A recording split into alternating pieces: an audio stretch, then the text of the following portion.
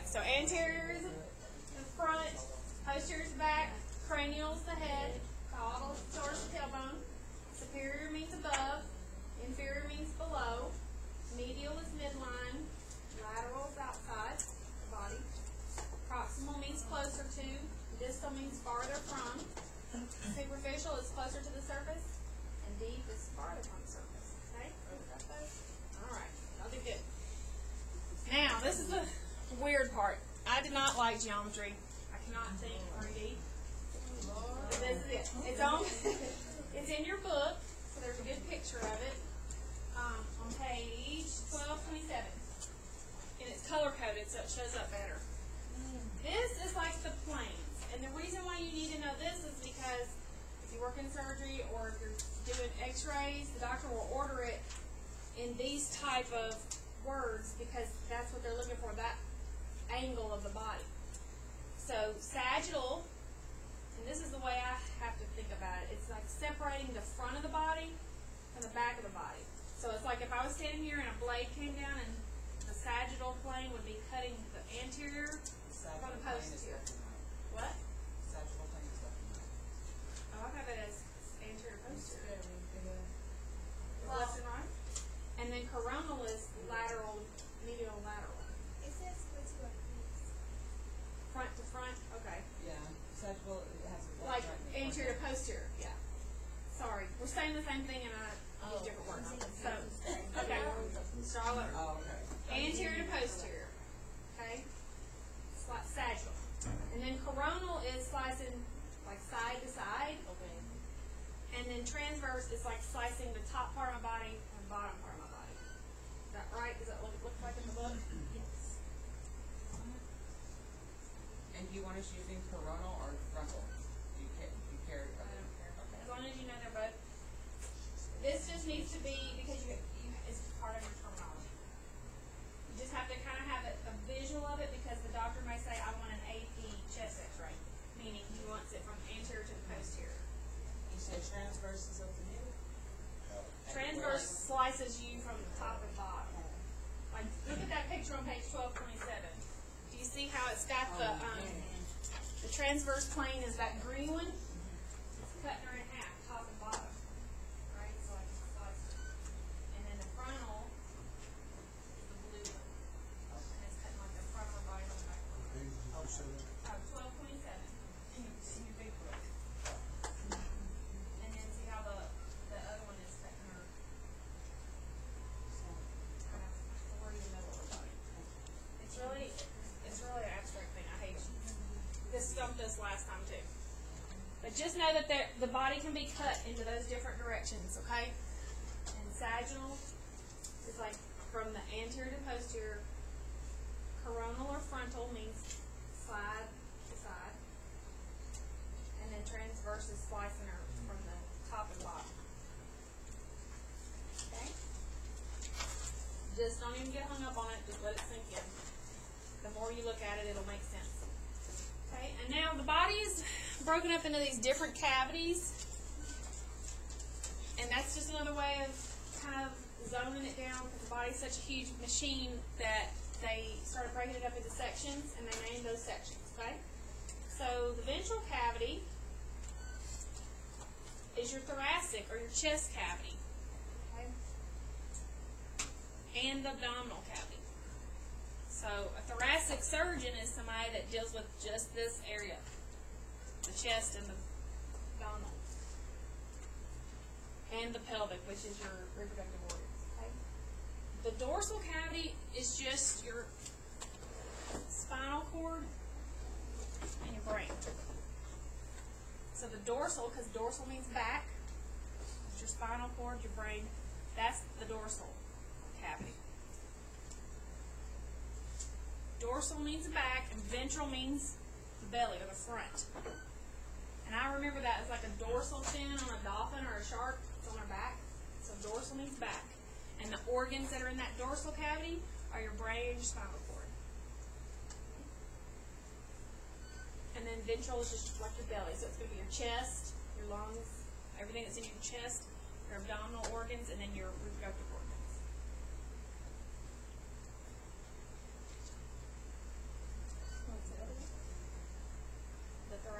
is your chest, that's your lungs and heart.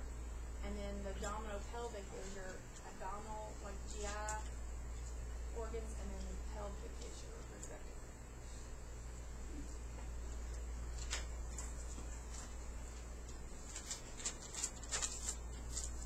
And we're going to learn all of that. Okay?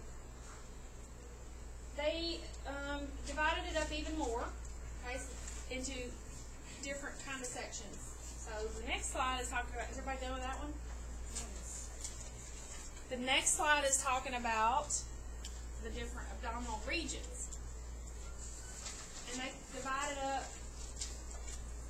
into 9 regions, okay? This is all in your book too, and you can just go back. You don't have to write it all out. You just kind of know there's 9 regions.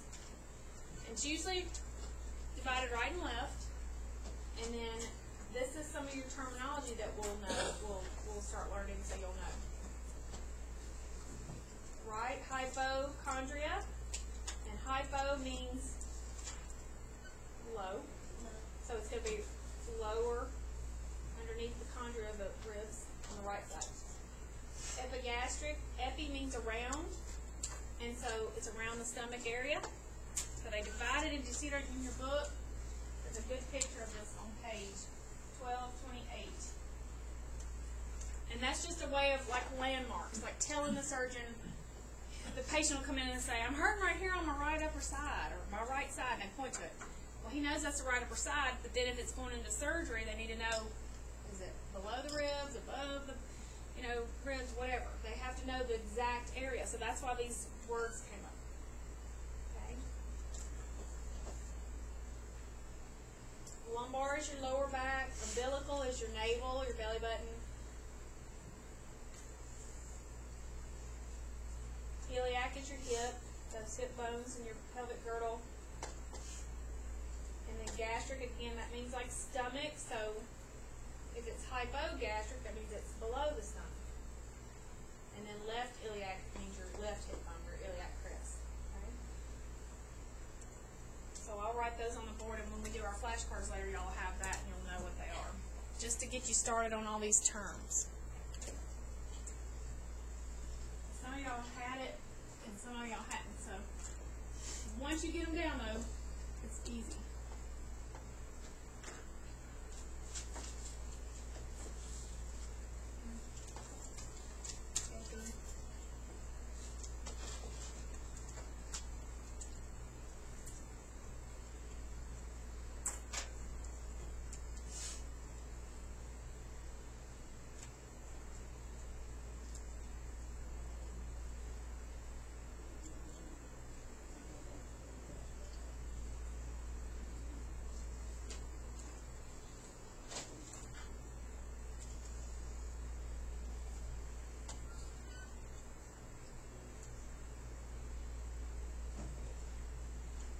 Anything gastric is something to do with the stomach, okay?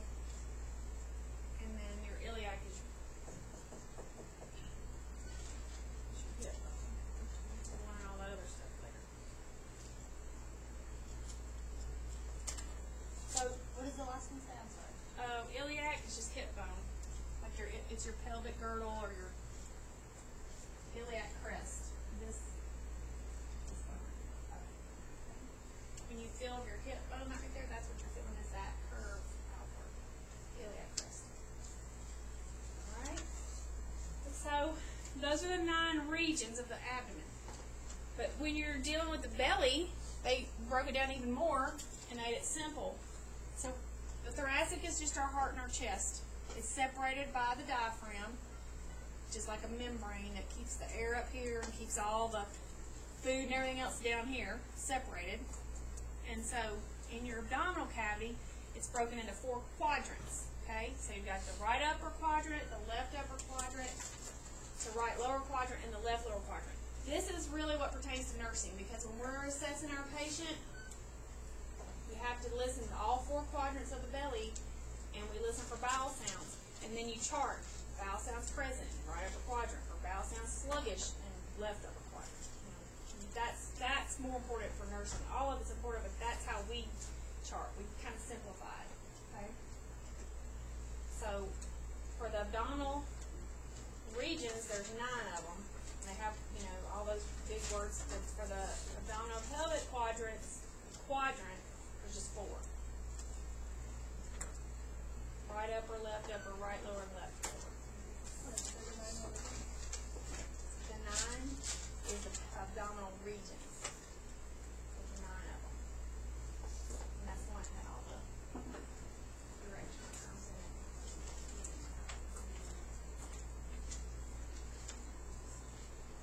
So, yeah, just don't, we're just going to let this sink in, okay? That you, I'm not expecting you to know all this the first day, so just let it sink in and it'll come to you real quick. Okay? So the body is made up of all this awesome stuff, but when you break it down to a cellular level, which is what we're going to do because that's physiology, it starts out with something simple. Remember, this is like 8th grade science, okay? An atom, do y'all remember hearing the word atom? A-T-O-M? Those are particles like protons, neutrons, and electrons. They're the very minute, tiniest thing that our body has in it, the little unit, okay? When 2 atoms meet together, they make a molecule, or 2 or more atoms. So that's like H2O or O2, oxygen. It's 2 oxygens meeting together. 2 atoms, 2 oxygen atoms met together and made an oxygen molecule, okay? It's kind of like chemistry. Who hated high school chemistry? And then from that molecule, they start more and more start bonding together, and they make a cell. Now, the cell is the smallest living unit of structure. An atom is the smallest particle, but a cell is the smallest living unit of structure. It can kind of do everything it needs to do on its own. It's a cell that is the smallest unit of structure and function. Okay, so probably need to know that one. A cell is the smallest living unit of structure and function. It can function on its own. If you took that little cell out and put it on a slide, it's got a whole bunch of little things going on inside of it because it can function on its own, each cell. Of structure and function in the body.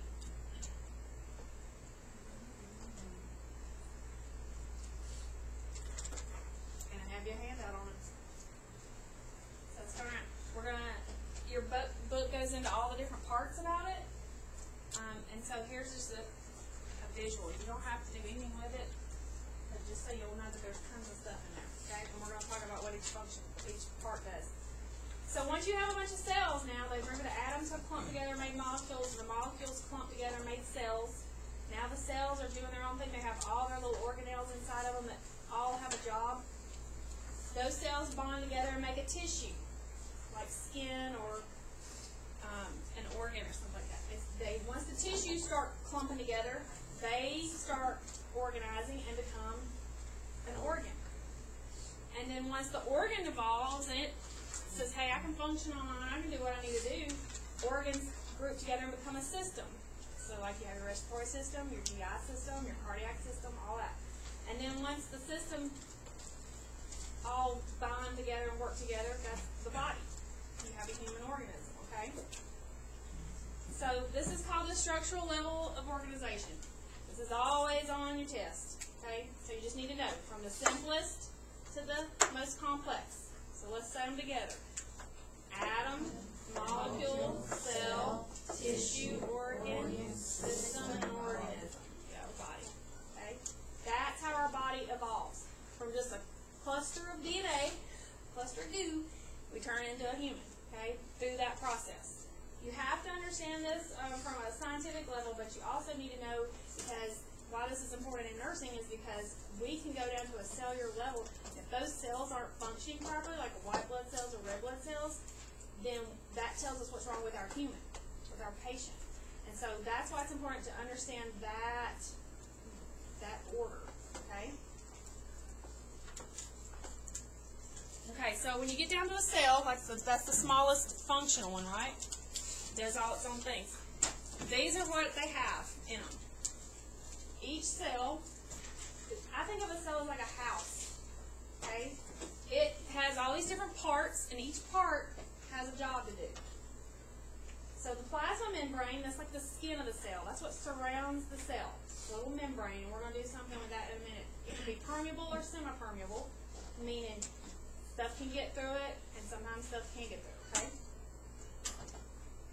Depends on what the cell wants. Then you got cytoplasm, which is also like the blood of the cell. You know, we have blood floating around us outside of our cells, but the cell itself has its own blood supply. It's called protoplasm or cytoplasm. So just think of that as like the blood within the cell. And then you have the nucleus, which is the largest organelle or the largest part of that cell, and it's kind of like the center or the brain. It kind of controls everything within that cell. It tells the cell everything to do, just like our brain tells our body what to do. And it helps with cell reproduction and protein and DNA. It's very important because if the nucleus in the cell isn't working properly or it's not wired correctly or it dies, that cell is going to die because there's nothing to tell the cell what to do anymore. And then you have like the endoplasmic reticulum. It's just a circulation system through the cell. It's kind of like the air conditioning, I guess, is the way you would look at it. Ribosomes, those are the protein factories. They produce things that help us break down stuff. An enzyme, anytime you see the word enzyme, know that whatever could be in front or behind it, enzymes break stuff down. They're like an acid almost. They break stuff down. It's the easiest way to remember right now. Later on we'll elaborate on that, but enzymes help break stuff down. So the ribosomes make those because the cell's going to take in stuff and need to break it down to work, right? Ribosomes make the enzymes. Ribosomes, yeah, that's where enzymes are made, and enzymes is what breaks stuff down. Mitochondria is the powerhouse. That's where you get all they take that food in, the enzymes break it down, and then they convert it to energy, that's why we eat. We need something to make us go, okay? So mitochondria, bless you, is the powerhouse. They make energy. And then lysosomes, I think of that as like Lysol. They eat the germs. They take in the microbes, they digest that stuff. Like if there's something that's on food, like a germ or something that you've taken in and it gets in your GI system, those lysosomes are the part of the cell that can take it in, eat it up, and keep it from hurting you. So they eat the microbes. They eat the germs. So that's why I think of Lysol. I just spray them Lysol and it kills them. And then your Golgi apparatus is your packaging plant. They make protein and carbs. That's all you need to know about that one. And then centrioles, they're little. They aid in cell reproduction. And you can see all this on page 1230 in your book. There's just a picture of it and stuff. Okay? So if you didn't get all of them, just jot down page 1230 and you'll have them. So that's a lot going on in a teeny tiny little cell that we can't see with our eyes, right? Lots. And again, it's important to nursing because if you don't have your cells working correctly and all of those parts aren't working correctly, then that cell's going to die. And then the next cell next to it's not going to be able to work, so it dies. And then the chain goes on and on until you've got either tissue damage, tissue dying and dead, organ damage, or complete organ failure, which then our organism will die, right? Our body will die. So that's why it's important to know that, make sure that those cells are doing everything they're supposed to be doing. Okay, cells divide, and this is a picture in your book too, on page 1232. When we're first starting out as just a clump of DNA, and we're growing, they can divide. It starts out, there's 4 stages: prophase, metaphase, anaphase, and telophase. So in prophase, you can see it in your book, it's just kind of early, and then everything starts forming. Metaphase, you can see where each part is starting to develop. It's on your book, in your book on page 1232. All those little different parts we just talked about, it shows them there where they're evolving. And then anaphase is where it's starting to split, and then telophase is where it actually becomes 2 cells. And then you can see that interphase is where it is 2 independent cells. Don't get hung up on that. We just have it in here, just so you know that's the process. And it does it over and over and over again. That one little cell becomes 2, and then those 2 cells become 2, and then those 2 cells, and that's how the whole system works and regenerates itself. So when we're talking about that cell's dead, something's not working, luckily it's already split, and that other one can start reproducing and take up the place for that one that's broken, right? That's how we heal. If our bodies, the cells in that side of our body aren't working, Luckily, those other ones can reproduce, and then they come over, take care of that dead part, and then our body heals. That's how our body heals itself, is by cell division. Why is that important in nursing? Don't we want our patient to heal, right? Isn't that our goal? Keep them healthy or help them heal? Alright, so then the next thing you need to know about is active and passive transport. So anybody heard of active range of motion? What does that part mean when the patient's doing active range of motion? They're doing it, right? They're doing the work. I can lift my own arm, I can walk, I can do all that. I'm actively doing range of motion. If I have a patient that has passive range of motion, how are they getting their exercise? Yeah.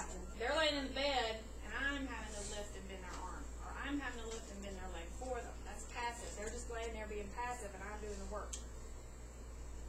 Same thing can happen in a cell. Remember I told you that the cells have that membrane around them, that skin? And sometimes things can go in and out of it, actively or passively. When you have active transport, just like if a person's using their own muscles and active range of motion, that requires energy. That cell's having to work. It's having to use energy to move or to take something in or do its job. So it requires cell energy. Some of the things that does that is like phagocytosis. That's where the cell is eating a foreign object. It realizes that's a germ, and it goes in there and it wraps around it, surrounds it, and eats it. Okay? That requires energy from the cell. That's active transport. Penocytosis is where the same thing. Instead of eating it, it's drinking it. The cell can actually go in and realizes there's something there, and it can drink it up, surround it, and then kill it. And then there's also, that requires active range of motion, energy from the cell. There's also something called a sodium-potassium pump. Each cell in your whole body, every cell has receptor sites all over it, just all over the surface of it. And what it does is anything in the body depends on what is targeted there, or whatever kind of receptor site it is. Let's say it's sodium or potassium. They know to go to that receptor site. So here's your sodium, and it's going to go there, and it sticks to that receptor site. Sometimes the body needs more sodium or more potassium, so according to what level it is, it'll let the cell let it in or out. If it needs more on the inside, then it'll take the sodium in. If it needs more outside the cell, it lets it go out. That's called a sodium-potassium pump. It requires energy. The cells having to do it. Is it 2 potassium and 1 sodium? I'm not sure. It just depends on how much you need. The reason why it's important, though, is for in pharmacology, you'll need to know that. Because if you take potassium supplements, sometimes you can take too much, and you have too much in your system, and so the body needs to save it. It doesn't need all that right now. Or if you're dehydrated, it may pull it in or send it out. It just depends on different kind of meds, what you're taking, and your hydration status. The point is, you need to know that it requires energy. Okay? Calcium's the same way. If you have too much calcium or not enough in your bloodstream, it can do the same thing. It goes in and out of the cell. All that the cell is working, that's called active transport. Then you have passive transport. Just like passive range of motion. The cell is just sitting there. It doesn't have to work. It doesn't have to do anything. And those 3 ways are how it works. The cell does not have to do anything. It just happens. So it's a state of diffusion. It's where solid particles are going in and out from a high to a low concentration. Osmosis is where the fluid is going in and out. And then filtration is by force. I'm going to show you how to do each one of those, okay? So let's say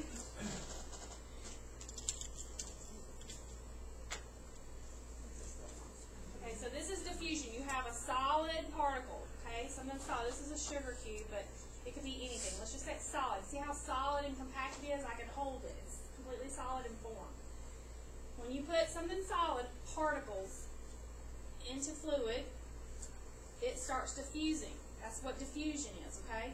It's going to start dissolving and circulate and become evened out. Before, when I had it as a solid, it was concentrated, right? Once you put it down in there, it starts dissolving and it evens out. It's not as concentrated anymore. The water diluted it, okay? So if this was, see, it's already starting to dissolve. It's diffusing. That's why the water, the water and the fruit that everybody has, the diffusers, it's doing the same thing. You put the fruit in there and those nutrients are diffusing out into the water and you're taking it in. So that's diffusion, where a solid particle goes into fluid and becomes from a high concentration, that cube was highly concentrated, right? Now it's a low concentration because I've diluted it with the water. So here's another visual of that. Let's say this is just a substance in the body. It's just red food dye. I hope I don't spill it on me. It's highly concentrated, right? It's a highly concentrated particle. I'm going to put some in this water, and now I've diffused it. It's thinning out, okay? It was really highly concentrated. Now it's not, because the water diluted it by diffusion. Does that make sense? So that's what diffusion is, going from a highly concentrated particle to a lower concentration of in fluid. Okay? Then you have what's called osmosis. So osmosis is kind of the same thing, but you're going from this fluid. Instead of a solid particle or something like a protein or sugar or anything like that, it's just fluid. And it's going to go from a less concentrated or not as concentrated to a real concentrated. Okay? So let's say this is fluid and it's less concentrated. You're going to put this sponge in there, and by osmosis, it's going to soak it up. The sponge was less concentrated, and now I put it into, by fluid that was highly concentrated, and now it's concentrated. It balances it out. Okay? That's osmosis, where fluid is going from less concentrated to high concentrated. And then you have what's called filtration. And it's kind of the same thing, but it has to be done by force. This would be like, why this is all important is like if you had a patient that was on dialysis. Sometimes they can do this way with the kidneys. Sometimes it requires dialysis and you have to do it by force. Okay? So remember what I said about the cell has a membrane on it, right? A skin on the outside. Every part of the body is made up of cells, and they all have their membrane. So let's say this is my cell membrane. Most of the time, this water could go, I'm going to make a mess, right through my membrane without any problem, because water is water, the cell likes it, it takes it in, it goes right through, no problem. See how it's dripping right through? When you have something bigger, like a protein, or maybe your kidneys aren't working anymore, like a dialysis patient, so let's say this is thicker than water, it's oil, but let's say it's protein. I need to put it through my filter, through my cell membrane, but it doesn't want to go through, it's too thick. So the body says, oh no, I don't need all that outside of you, I need that to go inside the cell. So the the body forces it into the cell through that membrane. So by putting pressure or gravity, which is called osmotic pressure, the body forces that tissue back into the cell through that membrane. The membrane will still stay intact, but it forces it by osmotic pressure to go back into that cell. Okay? So that's 3 ways that you can have passive transport of some kind of substance or something in the body that the cell doesn't have to do anything. The cell just sits there, and the body, by either diffusion from high to low, or by osmosis where the water just goes in, or by osmotic pressure where it pushes it through. Okay? That's the way bodies can do things. It's pretty neat, isn't it? And it's doing it all day, every day while we're sitting here. We don't even know it. It's pretty neat. Okay? So those 3 things you kind of need to know, because you're going to see those again in level 4. You'll see them through all the levels, but you'll see them for sure in level 4, because when we talk about dialysis patients in level 4, that comes into play, because that's pretty much how dialysis works. You're either letting the body do it, or you're forcing the body to do it by dialysis. Okay? So just kind of know those. We can go over them again. But read over that until it gets straight in your head. Y'all need a break? Are y'all okay right now?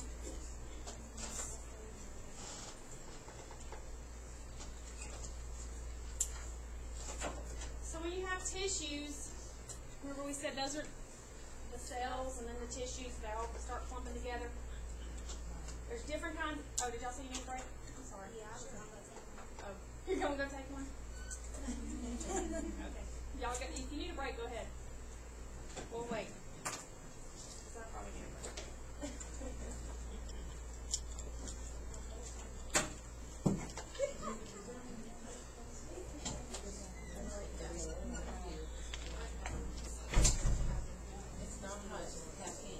Is it? Are you cold? I'm not cold. I'm just chilling. Is that your check? And I forgot.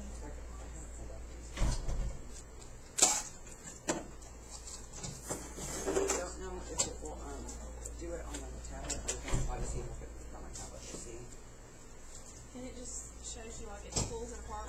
Like you could pick what systems you want to show. And it's just free on. I wonder if I could look it up like on Yeah, there and show it. you should be able to. Do you use Chrome on there, or I? We can use Chrome. Yeah, if you'll go to Chrome and then it's. Let me send you this. Yeah, send it to me and I'll look it up. I just googled biodigital human on there, but I'll text you this link.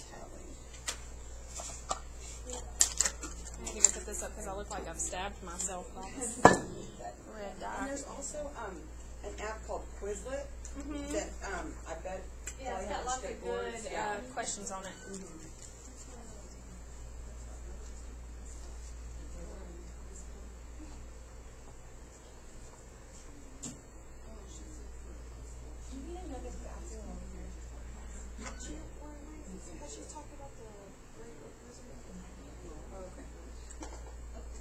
I'm waiting for it too, though, 'cause I want to know. I do too, because I want to see the right notes. I want to like know how to. Maybe we can bring them the day before. She said that. Oh, I could write on both.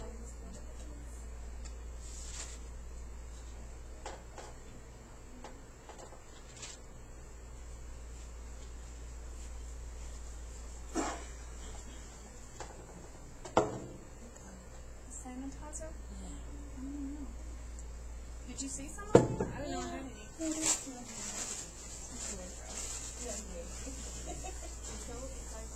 I'm really not.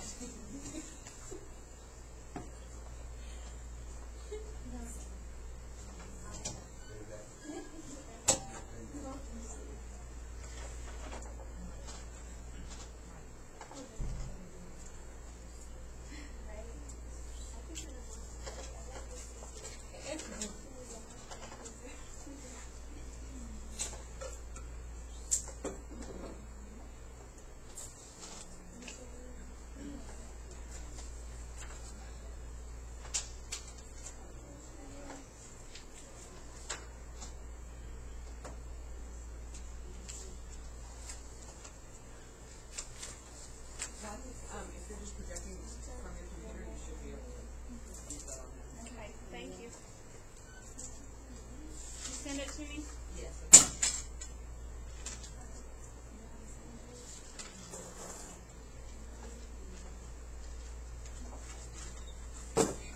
I'm gonna set these over here and y'all can just kind of come get, I think I need one more ring, so I'll get one, but you can always get your parts if you want to, while we're on break. These are the covers, so you can pick out any kind you want. I put a front and a back on it just so that it won't, tear. And then you can just get however many cards, and then as you are doing your flashcards and stuff, just buy a pack of index cards and just add to them. How many cards do you want? Just however many you need. Yeah, two, like these hard ones, that's a front and a back. So get two of those, and then a ring, and then just however many cards you want. Sorry.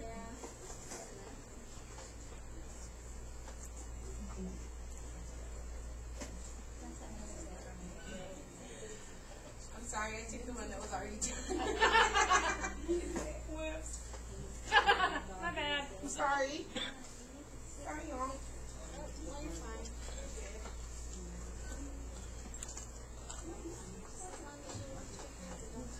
Oh, Just kidding.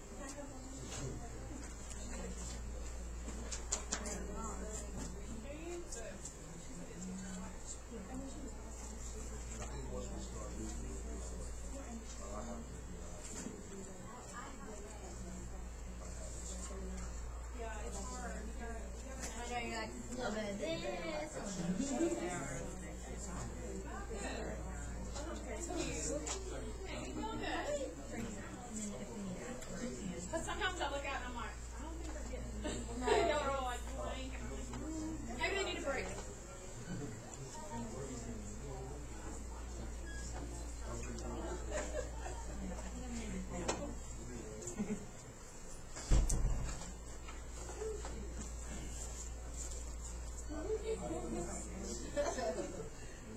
So you may tell Retta that you're giving us teachers talk about getting us something similar. And I told her we were doing it. Okay. She said she'd just give y'all something to add to it. That way it's all in one ring. Perfect. Your meds and everything. Perfect. I don't have to put one thing on. Yes.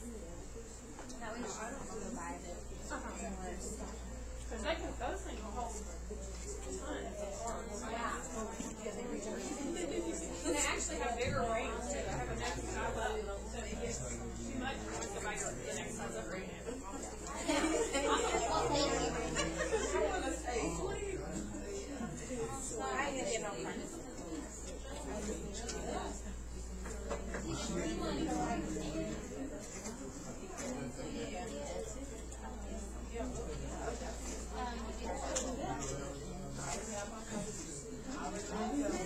Two cups.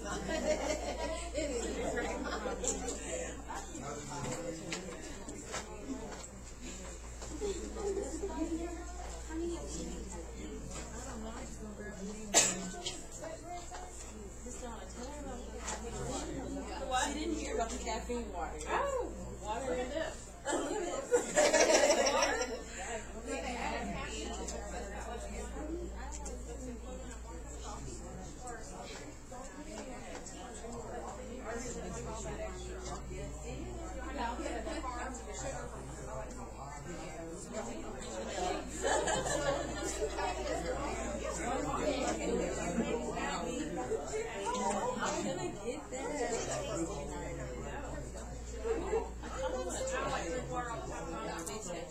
It's up here 50th and Indiana. They go United. Oh, okay. Oh, she's snooty. She's got to go to American Street. I wear that. Just how many you think? Just make sure you get up front and the back and the hard cover. Oh, okay. Oh, okay. I was gonna get that. Y'all can take whatever's left, we'll divvy up. So you'll have them.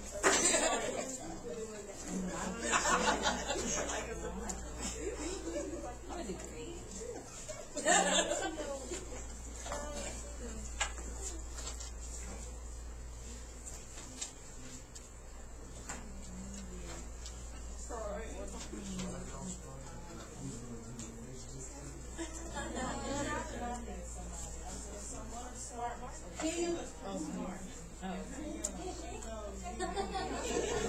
You know the young ones, they know how to do all that crap. They know how to do it all.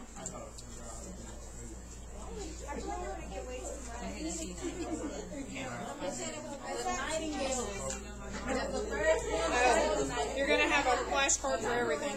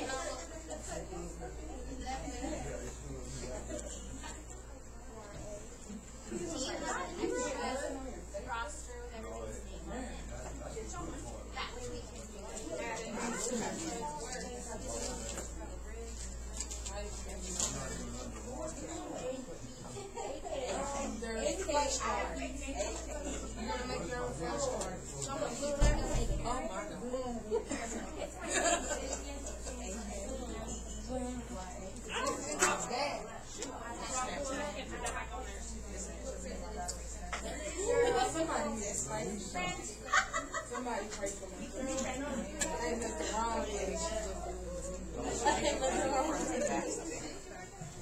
You will get a first. It's where why would you do it? Why would you do it? It's not gonna stick first to me. They're not gonna go in. You got all these. You got all the hard ones.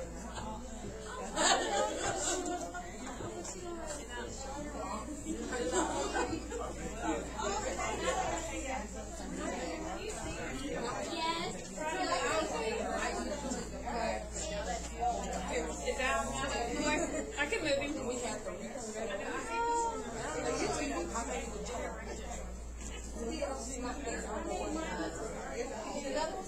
I had Jello and then like I had eggs and balls and stuff. So y'all already have words to put on your first parts. Hypo means low and hyper is high. And then epi around, lumbar, lower back, umbilical, navel, iliac, hip. So see how fast that was done? And then you have your yes, you put farm on there too. I would for sure get one. We can divide them. Yeah, that just keeps the plastic. I think they're all plastic. I think I have some more cards I'll find out too. Did everybody have that? Not everybody's on the They still have a box.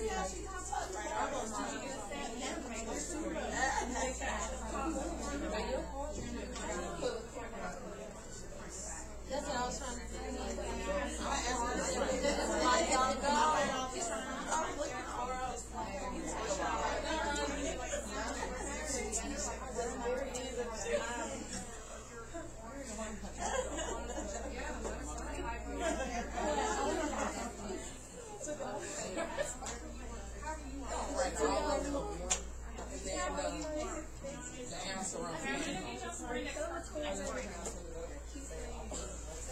Alright. So that's what I'm saying. See how easy that is when you teach your class. So like if you wanted to put today's lesson, you've already got 4 or 5 minutes. Terminology, you can go ahead and put on there. And then just flip it, and then after you master them, you can take them out or add more to it later, whatever you do. Like that's called structural. Those are just metaphors.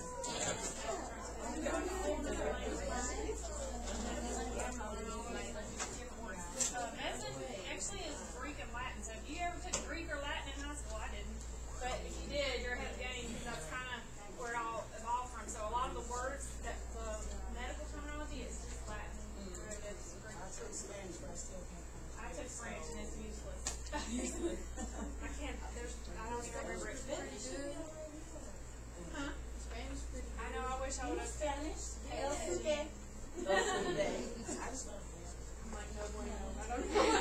don't know how to say anything good.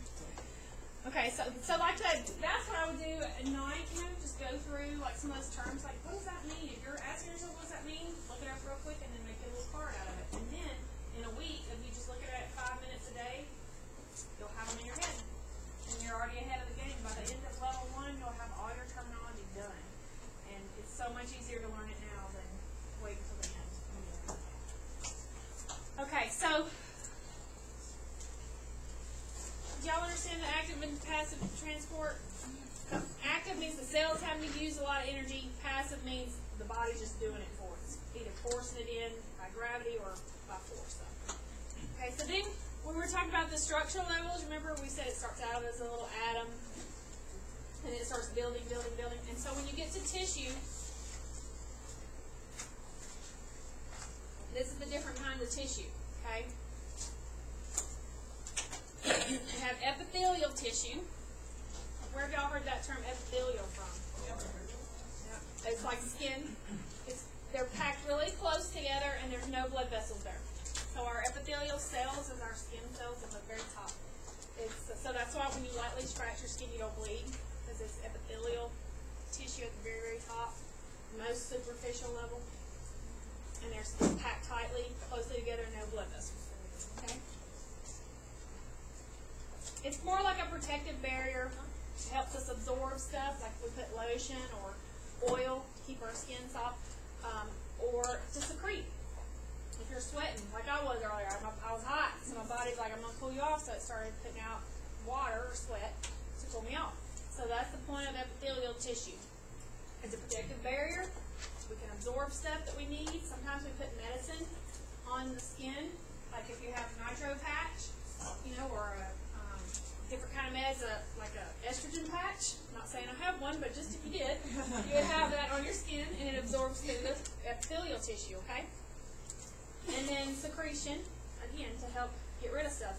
Sweat is our way to cool us off, but what else does sweat get rid of after a long weekend?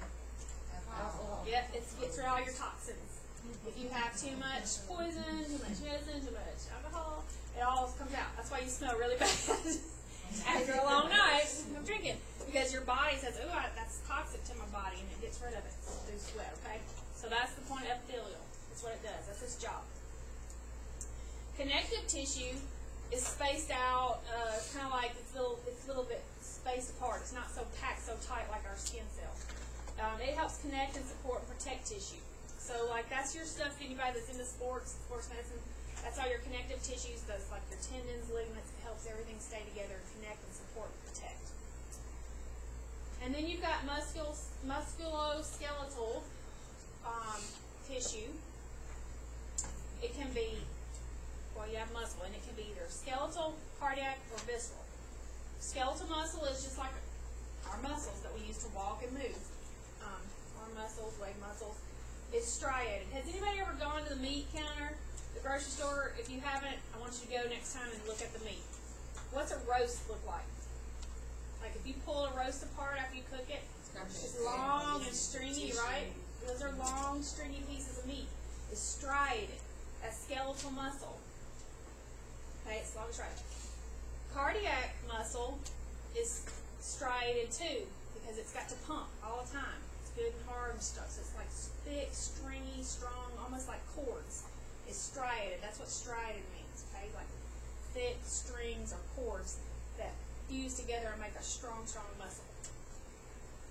Visceral tissue or tissue muscle is smooth.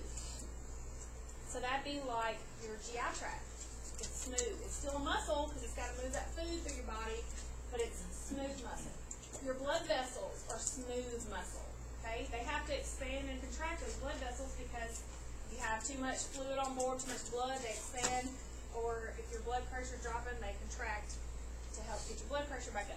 But it's still muscle and it's still smooth tissue. Your bladder is smooth muscle tissue. So that's why do you think your bladder has to be able to expand and contract? We'd be in the bathroom every 5 minutes, wouldn't we? If we did do that. It's like a water balloon almost. But it's muscle tissue, but it's still smooth muscle, okay? So it expands and contracts. The reason why all that's important is because different kind of meds go to these different kind of receptor sites. So if I'm a smooth muscle medicine, I'm going to go and find, that's striated, I can't work there. I'm going to go till I find a smooth muscle cell. And that's where I'll go and work, okay? If I'm a medicine that only works on skeletal or cardiac, striated muscle, I'm going to circulate through the body until I find that cell that I can work on, okay? So that's why that's important. You got to know the difference. So when you go to the grocery store, look at the meat, and you can see, you'll start seeing the difference. Smooth is real smooth. And skeletal muscle is real that long, stringy, tough stuff. And then go to the organ meat section and look in there. You can see all that. It's a lot different. Most of the organs are the stomach and the intestine and all that. It's still muscle, but it's smooth, okay? And then you got nervous tissue. That's your brain and your spinal cord, okay? It has a lot more electrons, things that excite, and that's how we feel those nerve impulses. So it's still tissue, but it's just the brain and spinal cord, and then it goes out into the body. And it's a little system that we'll learn about later. Okay? So there's lots of tissues. You have epithelial, connective, muscle, or nervous. And what you need to know about muscle is there's 3 different kinds. It can be skeletal, cardiac, or smooth. Because that comes up again and again and nursing school. Because that's how our body, or the meds that we put in our body, it works that on those types of muscle. Okay? What's the most important muscle in your body? Your heart. Gotta have it working. Okay? Let's go next. Y'all okay on that one? Does that all make sense? So remember yesterday I told you about the membranes. The whole GI tract is just a mucous membrane. From the mouth to the anus is all membrane. Mucous membrane. It secretes mucus. And so if you have membranes, they broke them down into different kinds here too. You can have the epithelial membranes, which is like the same kind of skin thing, but this is on the inside. It's like a thin layer of epithelial cells that are under the connective tissue that are there for strength. So you have mucus or serous. Okay? Mucus are like, it's on our GI tract. They're moist and soft, and they protect against bacterial infections, like your digestive tract and also your respiratory tract. You look down somebody's throat, you get past the part that they swallow the food out, and you go into the respiratory tract. It's still the same kind of lining. It's a mucous membrane lining, and it goes all the way down into our lungs. So that's mucus. It's there to help keep the germs out. The mucus actually traps the germs. Okay? Serous is another kind of membrane, and it's like it secretes a thin, watery fluid that helps prevent friction in our organs. So an example of that would be like your lungs or your heart. Okay, what you have in your thoracic cavity, remember, is your lungs and your heart. Okay, in between here, this little white dot here, those are your ribs. Say your ribs wrapped around. You have a space between your lung and your chest wall. That's called your pleural cavity or your pleural space. There's that fluid in there, that serous fluid that keeps it from rubbing, so that when you breathe in, your lungs have like fluid on either side, so that it doesn't stick to your ribs or the side of your rib cage wall. And then when you contract, it helps it smooth in and out, so that you're not having friction. If you didn't have that fluid there, or you have too much, sometimes it can be painful. Pleurisy, you get too much fluid in there. Or if you have not enough fluid, it can have a friction rub, and it's severely painful and irritating. You also need that kind of fluid in your heart, because as your heart's moving around in your chest cavity, it's wedged in between your lungs, and as your heart is beating, if it didn't have that serous fluid around it, it would be rubbing up against your lungs, and then you'd have chest pain constantly. So that's the function of serous, is to help kind of cushion or protect the lungs and the heart. And then you got the connective tissue, which is also known as synovial, and that's in your joints usually. Okay, so you have that synovial fluid. Anybody ever seen an athlete that had a big old swollen knee, and they had to draw it off with a needle? Ugh, makes me cringe thinking about it.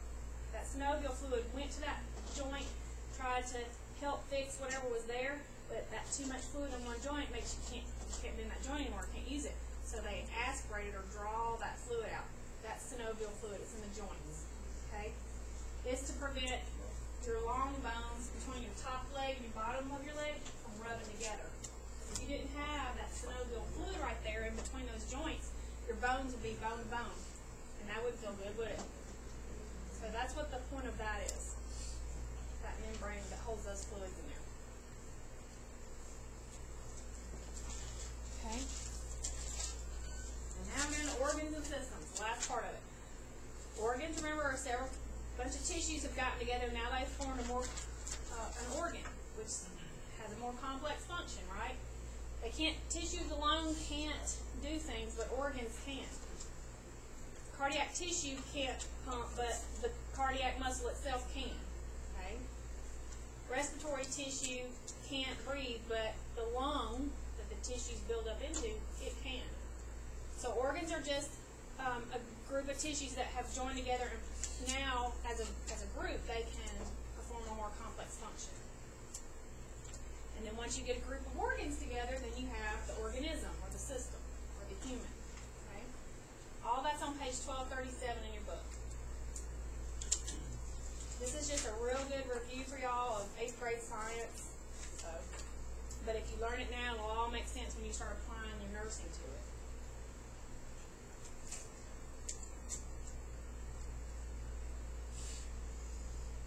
So let's go over our. Do y'all remember? See if you remember. Starting with our atoms. This is our structural level of organization.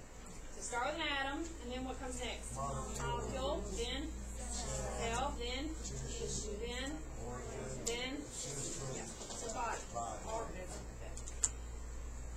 So when you get to the organs, you've got the whole system. Then these are the systems that we're going to have. All of this is what we're going to study week to week to week. Okay? So this is a system. Your integumentary, that's your skin. Skeletal and muscle system. Nervous system, endocrine, cardiovascular, lymphatic, respiratory, all of that. That is what we're going to be studying each week. Those organs form a system, and we're going to study about each one because each one has a function in our body, and if they're not working, then it throws the rest of the body off. And once the body's not working, it's just like a car. It may run, but is it going to run smooth? Is it going to run like it's supposed to? No, because there's something misfiring or a part's not working right. It's beating and banging around there. I don't know, whatever it does. And so if it's not working, the whole system eventually will fail, right? You can run a car for a little while without any water in the radiator, but will it last forever? No. It'll break down. Same with body. It can kind of maintain itself a little while, but if there's one part that's not working, the whole system will eventually fail. Okay. See if y'all can get this one. That last slide, the organ system, those are all page 237. Oh yes, I'm sorry, thank you. Page 1237. Yeah. Okay.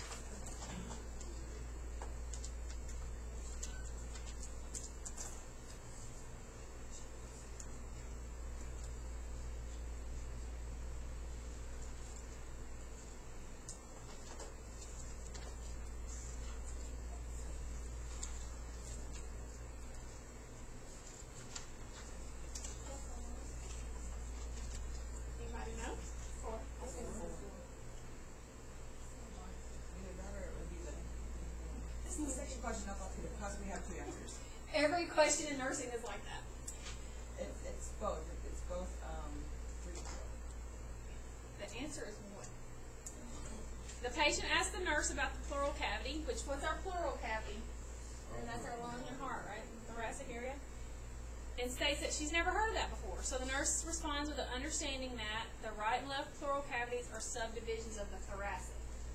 So pleural, that's another term you need to know. Pleural means lung. Anything you see pleural, it means some kind of respiratory.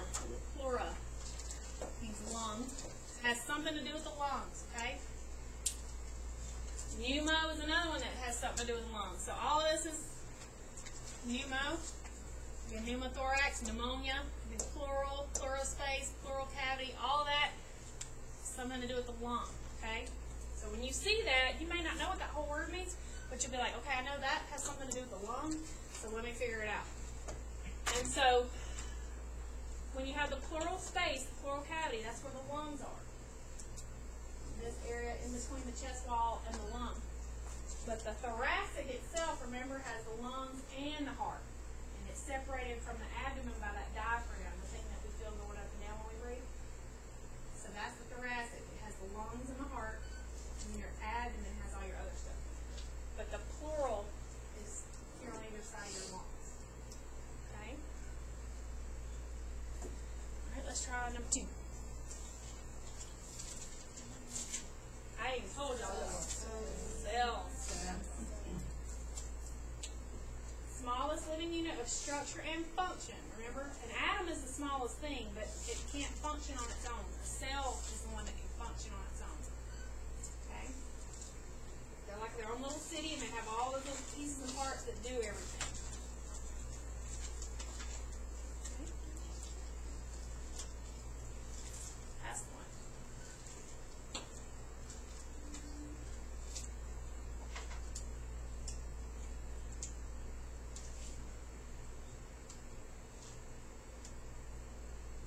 We didn't go over this, but I want to see if y'all think about our experiment we did. Is there a way you can make it a little bit bigger? Like,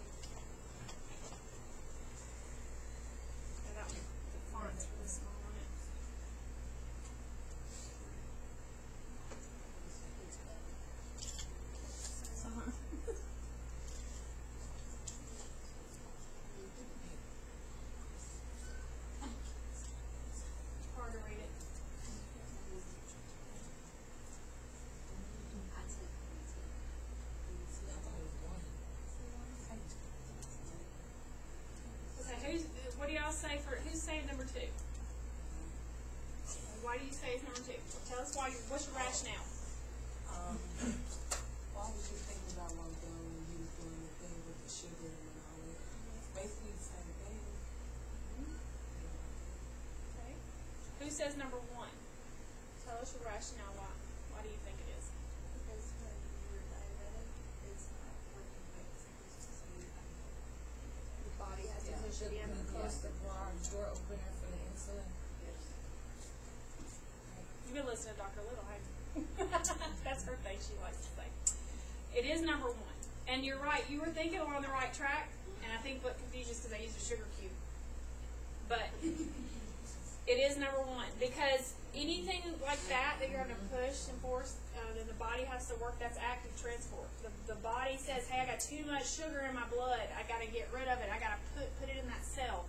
And so that cell says, okay, and it has to use energy to open the door to let the sugar go into the cell. And so that takes energy, and that's what active transport is. Remember, active is just like active regulation. They're having to use their energy. Okay.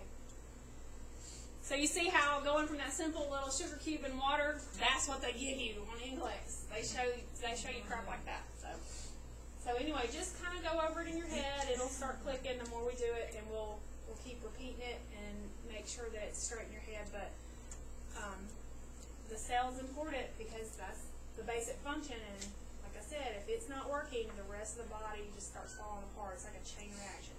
So you got to know how things work at a cellular level. Okay? All right. That's it for that one. Chapter 40. This is a handout I'm giving y'all. It says open book quiz. It's not a quiz. It's just something that you can use to kind of go over, and it gives you the actual pages that the answers are on. And I like to give this to y'all just as a study guide, because there may be something in class that we went over, but it didn't make sense, and so then you can go right to that page and read just that section, and you'll be like, oh, I got it. So those are going around, okay? I can work on those in class. Or, you know.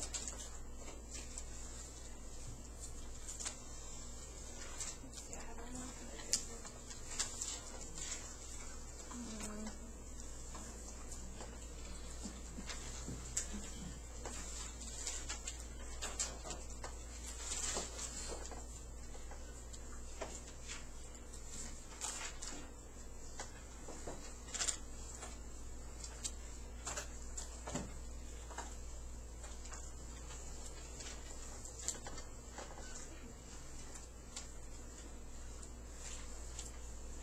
There's a good thing about active and passive transport on page 1233. That might make sense. About the diffusion and all that, it's right there on the bottom half. Make it more, have more sense there. Yes, ma'am. It's like a little box at the bottom. Mm-hmm.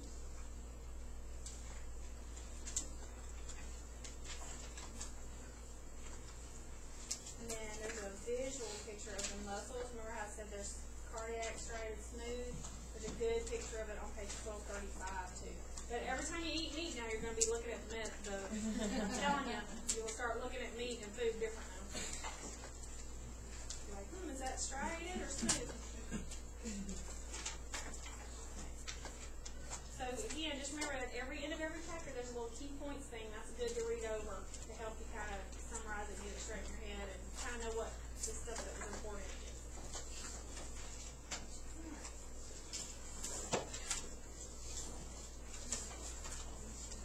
Don't y'all feel smart already? I learned a lot today. Some over here. Yeah. Thank you. I'm going to try to look up that 3D thing here in a second. Get it to open up.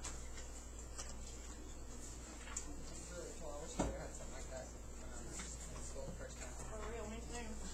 I'm gonna look at cadavers. That wasn't fun. Well, I'm like married to the Grey's Anatomy book. Let's see if I can.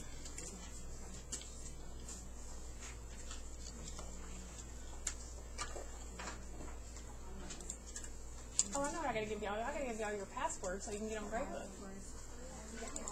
Don't let me forget, because I will forget. Remind me. Okay, let me see. What's this site? Does it have to be on Chrome? No, it's gotta be on the laptop, that's the problem. Or computer, it can't Like be on. Google Chrome? Yeah, and then, just Google, biohuman,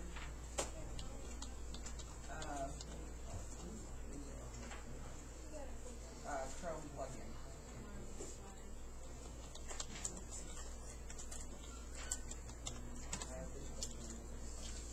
There you go. By Digital Human, that one right there? Yeah.